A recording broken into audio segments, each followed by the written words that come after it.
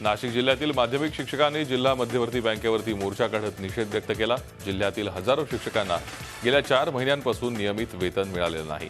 त्यामुळे शिक्षकांनी बँकेच्या मुख्य कार्यालयाकडे मोर्चा नेत सुरुवातीला बँकेच्या अध्यक्षांना घेराव घालण्याचा प्रयत्न केला। मात्र अध्यक्षांनी काढता पाय घेतल्यानं आक्रमक झालेल्या आंदोलनकर्त्यांनी मुख्य कार्यालय बंद पाडण्याचा प्रयत्न केला। यात प्रशासकीय अधिकारी आणि शिक्षक पदाधिकारी यांच्यात बाचाबाचीचे प्रकारही घडले। भारतातल्या डझनभर बँकांचे तब्बल 9,000 कोटी रुपये बुडवून देशाबाहेर फरार झालेल्या विजय मल्ल्याला इंग्लंडमध्ये अटक करण्यात आली आहे। स्कॉटलंड यार्ड पोलिसांनी त्याला लंडनमध्ये बेड्या ठोकल्या। त्याला आजच लंडनच्या वेस्टमिनिस्टर कोर्टात हजर केलं जाणार असून त्याच्या प्रत्यार्पणासाठी सीबीआयची टीम लंडनला जाणार आहे। गेल्या 2 वर्षांपासून लंडनमध्ये असलेल्या मल्ल्याविरोधात भारतातल्या अनेक कोर्टांनी अजामीनपात्र वॉरंट जारी केलंय। मल्ल्याची थकबाकी असलेल्या बँकांनी एकत्रितरित्या सुप्रीम कोर्टात धाव घेतली आहे। निश्चय ही जो कार्य पिछली सरकारें करने में असफल रहीं उसे कर दिखाने में मोदी सरकार और भारत सरकार के वित्त मंत्रालय और संबंधित विभागों ने एक उपलब्धि प्राप्त की है। नोटाबंदीचा निर्णय दीर्घकालीन भविष्यात भारतीय अर्थव्यवस्थेसाठी फायदेशीर ठरेल असं भाकीत जागतिक बँकेनं वर्तवलंय। नोटाबंदीमुळे सुरुवातीच्या काळात जरी अर्थव्यवस्थेच्या विकास दराला खीळ बसली हे सत्य आहे, पण भविष्यात त्याचे चांगले परिणाम बघायला मिळतील असंही जागतिक बँकेच्या दक्षिण आशियाई व्यवस्थापनाविषयीच्या ताज्या अहवालात म्हटलंय। शिवाय एप्रिल 2017 पासून सुरू झालेल्या आर्थिक वर्षात भारतीय अर्थव्यवस्थेचा विकास दर 7.2% राहील असंही अहवालात म्हटलंय। तर पुढच्या आर्थिक वर्षात म्हणजेच एप्रिल 2018 ते मार्च 2019 या आर्थिक वर्षात विकासाचा दर 7.5% वर जाण्याचं भाकीत जागतिक बँकेनं वर्तवलंय। जीएसटी कर प्रणालीच्या अंमलबजावणीमुळेही भारतीय अर्थव्यवस्थेला नवी उभारी मिळेल असं जागतिक बँकेचं मत आहे। पाकिस्तानच्या ताब्यात असलेल्या कुलभूषण जाधव यांना पाकिस्ताननं पुन्हा एकदा कायदेशीर मदत नाकारली आहे। कुलभूषण जाधव यांचा खटला लढण्यासाठी त्यांना कायदेशीर मदतीची गरज आहे आणि ही मदत त्यांना मिळावी यासाठी भारतानं आतापर्यंत पाकिस्तानला 14 वेळा विनंती केली आहे। पाकिस्ताननं पुन्हा एकदा ती विनंती फेटाळून लावली आहे। कुलभूषण जाधव यांना सबळ पुराव्या आधारेच देहदंडाची शिक्षा सुनावण्यात आली आहे। त्याबद्दल काही संशय असेल तर पाकिस्तान सर्व शक्तीनिशी सबळ पुराव्या आधारेच हा खटला लढवेल असं पाकिस्तानी लष्करानं स्पष्ट केलं आहे। बऱ्याच काळापासून प्रलंबित असलेल्या संघटनात्मक निवडणुकांसाठी अखेर काँग्रेसच्या हालचाली सुरू झाल्या आहेत। येत्या 15 ऑक्टोबरपर्यंत काँग्रेसच्या नव्या अध्यक्षांची निवड होणार आहे। त्यामुळे राहुल गांधींची काँग्रेसच्या राष्ट्रीय अध्यक्षपदी निवड होणार का याकडे सगळ्यांचं लक्ष लागलंय। नियमानुसार दर 5 वर्षांनी काँग्रेसला अंतर्गत निवडणूक घ्यावी लागते। काँग्रेसची ही संघटनात्मक निवडणूक डिसेंबर 2015 पर्यंत होणं अपेक्षित होतं, पण आतापर्यंत यासाठी 3 वेळा मुदतवाढ मागण्यात आली। अखेर काँग्रेसचे निवडणूक अधिकारी आणि लोकसभा खासदार मुलापल्ली रामचंद्र यांनी मुदतवाढीला नकार दिला। तसंच 15 ऑक्टोबरपर्यंत नवा अध्यक्ष निवडू असं जाहीर केलं। तामिळनाडूच्या राजकारणात पुन्हा उलथापालथ सुरू झाली आहे। पलानीस्वामी आणि पनीरसेल्वम एकत्र येण्याची चिन्ह आहेत। या संदर्भात सोमवारी रात्रीपासून चेन्नईत बैठकांचं सत्र सुरू झालंय। एआयएडीएमके मध्ये पक्षाच्या दावेदारीवरून ओ पनीरसेल्वम आणि व्ही.के. शशिकला गट आमनेसामने आले। रात्री उशिरा एआयडीएमकेच्या 25 आमदारांची बैठक घेण्यात आली। पलानीस्वामी यांच्या मंत्रिमंडळातील काही मंत्री आणि वरिष्ठ नेत्यांनी माजी मुख्यमंत्री पनीरसेल्वम यांची भेट घेतल्याची ही चर्चा आहे। एआयडीएमके पक्षाच्या दावेदारीसाठी ओ पनीरसेल्वम आणि व्ही.के. शशिकला गट आमनेसामने आलेत। एआयडीएमके विरोधकांच्या विलिनीकरणासंदर्भात चर्चा करण्यासाठी ऊर्जा मंत्री के थंगामणी यांच्या अध्यक्षतेखाली तामिळनाडू सरकारच्या वरिष्ठ मंत्र्यांनी सोमवारी बैठक घेतली। या बैठकीला आरोग्यमंत्री विजय भास्कर देखील उपस्थित होते। We are ready to whatever the talks actually between OPS and ours means we welcome. OPS opened, we are ready means we are also ready for that.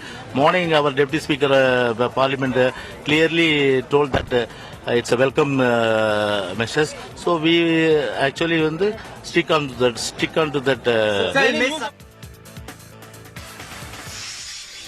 यंदाचा मान्सून सामान्य राहणार असून देशात पावसाचं प्रमाण 96% राहणार असल्याची माहिती भारतीय हवामान खात्याने दिली आहे। यंदाच्या मान्सूनचं आणखी एक वैशिष्ट्य म्हणजे सर्वत्र चांगला पाऊस होणार आहे। सामान्य पावसाचा अंदाज हवामान खात्यानं व्यक्त केल्यामुळे शेतकऱ्यांसाठी ही दिलासादायक बातमी आहे। 90% जास्त पाऊस हा सामान्य पाऊस मानला जातो।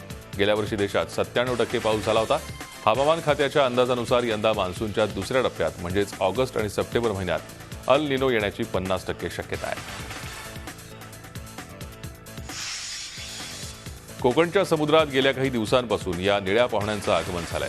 गोल बटनाच्या आकाराचे हे निळ्या रंगाचे जेलीफिश सध्या पर्यटकांचं आकर्षण ठरत आहे. या माशाचं शास्त्रीय नाव पॉर्पिटा पॉर्पिटा हे सागरी मासे पॅसिफिक, अटलांटिक आणि हिंदी महासागराच्या उष्ण आणि समशीतोष्ण पाण्याच्या पट्ट्यात आढळतात.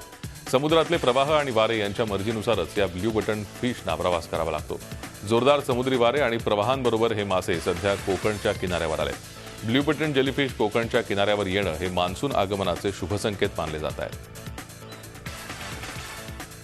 वारे वाहायला लागतात. हिंदी महासागरावरून जेव्हा ते वर अरबी समुद्राकडे येतात तेव्हा त्या जोरदार वाऱ्याच्या झोताबरोबर ते किनाऱ्याकडे येतात. म्हणजे हे किनाऱ्यावर आलेत मान्सूनच्या काही आठवडे अगोदर, म्हणजे ही मान्सूनची सुरुवात आहे असं म्हणायला हरकत नाही. किनारपट्टीचा भाग वगळता संपूर्ण राज्यभर उन्हानं कहर केलाय. राज्यातील अनेक भागात पाऱ्यानं 40शी पार केली आहे. सलग दुसऱ्या दिवशीही चंद्रपूर विदर्भातील सर्वात उष्ण शहर ठरलंय. चंद्रपूरमध्ये सोमवारी 45.9 अंश सेल्सिअस कमाल तापमानाची नोंद करण्यात आली आहे. त्याखालोखाल अकोल्यात 45.8 अंश सेल्सिअस तापमानाची नोंद झाली आहे, तर नागपुरात पारा 44 अंशांवर होता. संपूर्ण विदर्भात 15 एप्रिलपासून पुढील काही दिवस उष्णतेची लाट कायम राहणार असल्याचा अंदाज हवामान खात्यानं वर्तवला आहे. चंद्रपूरमध्ये नोंदवण्यात आलेलं तापमान या मोसमातलं सर्वाधिक तापमान ठरलंय.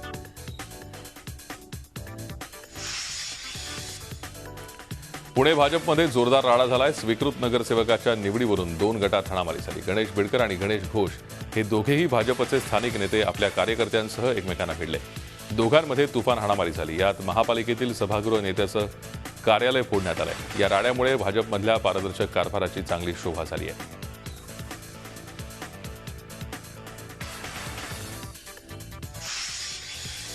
शेतकऱ्यांच्या कर्जमाफीसाठी विरोधकांनी काढलेली संघर्ष यात्रा नाशिकमध्ये पोहोचली आहे. सकाळीच संघर्ष यात्रेतल्या नेत्यांनी पत्रकार परिषद घेऊन सरकारवर शरसंधान साधलं.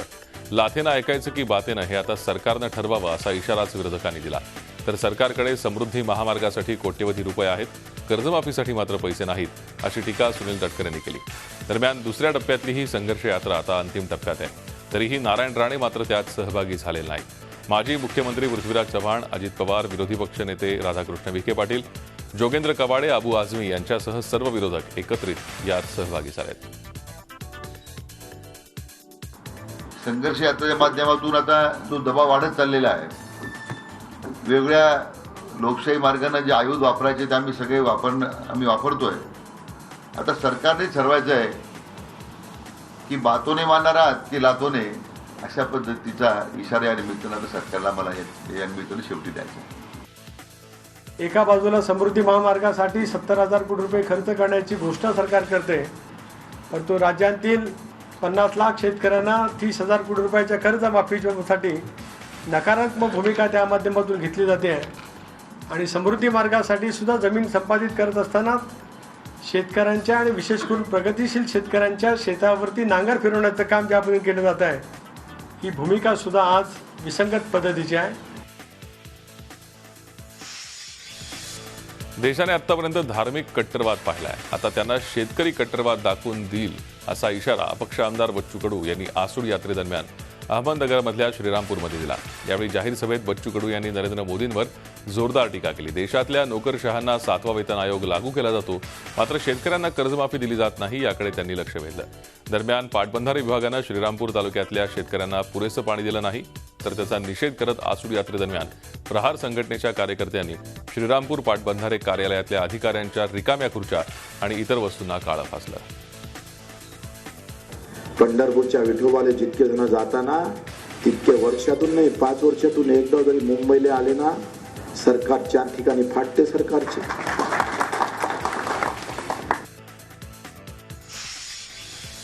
मतदानाची टक्केवारी वाढवण्यासाठी प्रशासन नवनव्या कल्पना राबवत असं. चंद्रपूर पालिका निवडणुकीसाठी उद्या मतदान होत आहे. मतदानाची टक्केवारी वाढावी यासाठी तरुणाईमध्ये क्रेज असणाऱ्या सेल्फीची शक्कल प्रशासनानं राबवायचं ठरवलंय.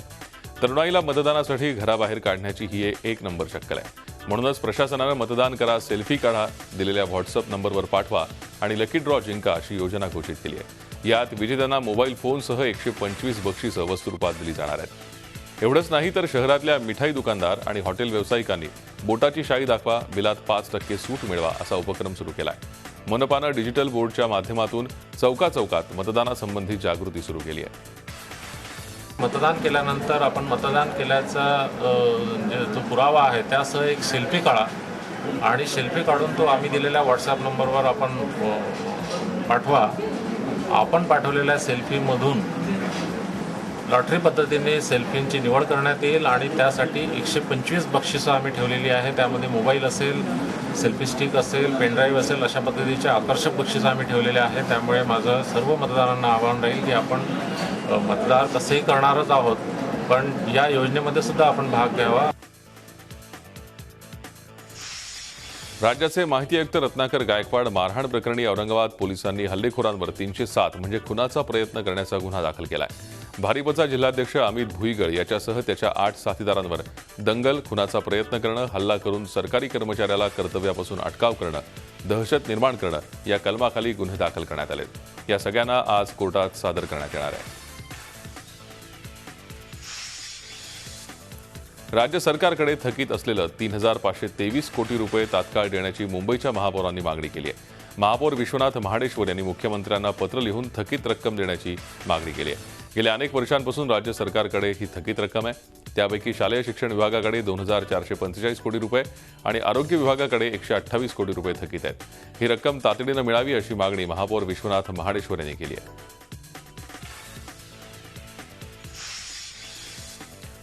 पंढरपूरचे काँग्रेसचे माजी नगरसेवक श्रीनिवास उर्फ नामदेव भुईटे यांची हत्या करण्यात आली आहे. धारदार शस्त्रानं वार करून त्यांची हत्या करण्यात आली. भुईटे यांच्या डोक्यावर आणि चेहऱ्यावर कोयत्यानं वार करण्यात आले, तर हाताची बोटही तोडण्यात आली आहेत. हत्या करण्यासाठी वापरलेलं 2 कोयतेही जप्त करण्यात आलेत. मिरज पंढरपूर रोडवरील खरशिंग फाटा इथे ही घटना घडली. हल्ला केल्यानंतर हल्लेखोर फरार झाले, तर या घटनेची माहिती मिळताच पोलीस घटनास्थळी पोहोचले. हल्लेखोरांचा शोध मिरज ग्रामीण पोलीस घेत आहेत. सोलापूर मिरज हायवे खरशिंगी पाटा या ठिकाणी हत्या करण्यात आलेली असून धारदार शस्त्राने हत्या करण्यात आलेली असून त्या ठिकाणी आम्ही भेट दिली आणि त्याची तपासणी केल्यानंतर हत्या आहे हे लक्षात आल्यानंतर मिरज ग्रामीण पोलीस स्टेशन या ठिकाणी CR नंबर 90 IPC 302 खाली गुन्हा दाखल करण्यात आलेला आहे आणि त्या ठिकाणी या बॉडीचा पंचनामा करून बॉडी पोस्टमॉर्टमसाठी पाठवण्यात आलेली आहे आणि पुढील तपास मिरज ग्रामीण पोलीस स्टेशनचे PI राजीव मोरे हे करत आहेत. चंद्रपूर महानगरपालिकेची निवडणूक प्रलोभनमुक्त वातावरणात व्हावी यासाठी पोलीस खास काळजी घेत आहेत. चंद्रपुरात दारूबंदीचा जिल्हा असला तरी चोरट्या मार्गाने दारूची आयात करून मतदारांना प्रभावित करण्याचे प्रयत्न होऊ शकतात. अशा प्रकारांना आळा घालण्यासाठी पोलिसांनी ऑपरेशन ऑल आऊट राबवत गुन्हेगारांच्या मनात धाक निर्माण करण्याचा प्रयत्न केला. रात्रभर शहरातील विविध भागात नाकेबंदी आणि धाडसत्र राबवण्यात आलं. यात विविध कृती पथकं, 400 कर्मचारी आणि 50 अधिकारी सहभागी झाले. या मोहिमेत एकही बेकायदेशीर घटना पकडली गेली नाही.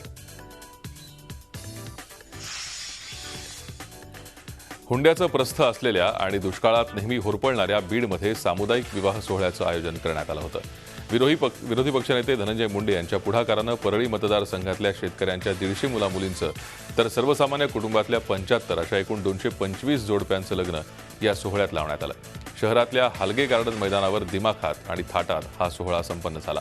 या सोहळ्यात मुस्लिम आणि बौद्ध धर्माच्या रीतिरिवाजानुसारही विवाह पार पडले. बातमी जय संदर्भातली. केवळ नागपूरच नाही तर इतरत्र असलेल्या वन्यजीव प्रेमींना लळा लावणाऱ्या जयला बेपत्ता होऊन आज 1 वर्ष पूर्ण होत आहे. नागपूर जिल्ह्यातील उमरेड करहांडला अभयारण्यातील या सेलिब्रिटी टायगरची चर्चा अजूनही सर्वत्र होत असली तरीही मागील वर्षी बेपत्ता झाल्यानंतर जयचा अजूनही थांगपत्ता लागलेला नाही. जय जिवंत आहे की त्याचा मृत्यू झाला याबद्दल अद्याप संभ्रम आहे. आता हा संभ्रम दूर करण्याची मागणी व्याघ्रप्रेमी करतायत, तर वनविभागाचे अधिकारी मात्र याविषयी मूग गिळून गप्प आहेत. अभी तक कुछ इंक्वायरी करे ही नहीं है या तो वो इंक्वायरी में फेल हो गए. आज 1 साल के समय के अवधि उनके पास से हमारे पास अब तक कोई जवाब नहीं आया है. एक टायगर नाही आहे. तुम्ही लँडस्केप स्मॉल लँडस्केपला पहा, नागझिरामध्ये 5 टायगर मिसिंग आहे आणि मोठ्या लेवलवर तुम्ही सेंट्रल एरियाला 35 टायगर्स आर मिसिंग आणि ते सगळे डेटा आमच्याकडे आहे. जे त्यांना काय झालं आहे काय सगळे डेटा आहे. तर हे जर अप्रोच आहे डिपार्टमेंटचं बरोबर नाही आहे. पुण्यातील अपघाताची घटना ताजी असताना ठाण्यातही अशीच घटना घडली. ठाण्यातल्या विटावा भागात एका वाहनानं रस्त्याच्या कडेला उभ्या असणाऱ्या 7 ते 8 लोकांना धडक दिली. औरंगाबादहून नवी मुंबईला जाणारी ही गाडी होती. या गाडीवरचं नियंत्रण सुटलं आणि रस्त्याच्या कडेला उभ्या असणाऱ्या काही विद्यार्थी आणि पालकांना या गाडीनं धडक दिली. या घटनेमध्ये 8 जण किरकोळ जखमी झालेत. त्यांच्यावर शिवाजी रुग्णालयात उपचार सुरू आहेत. तर गाडी चालवणाऱ्या विशाल डांगळेला पोलिसांनी ताब्यात घेतलंय.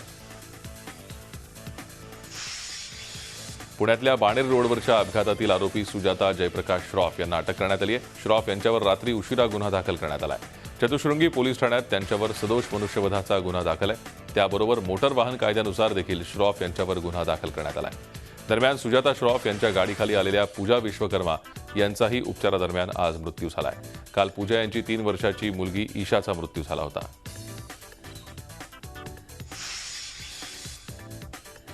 पुणे दौंड मार्गावर सुरू केलेल्या डीएमयू गाडीतून धूर आल्यानं प्रवाशांनी चालत्या गाडीतून उड्या मारल्या. सोमवारी संध्याकाळी 6:45च्या सुमारास मांजरीजवळ ही घटना घडली. या घटनेत काही प्रवासी जखमी झालेत.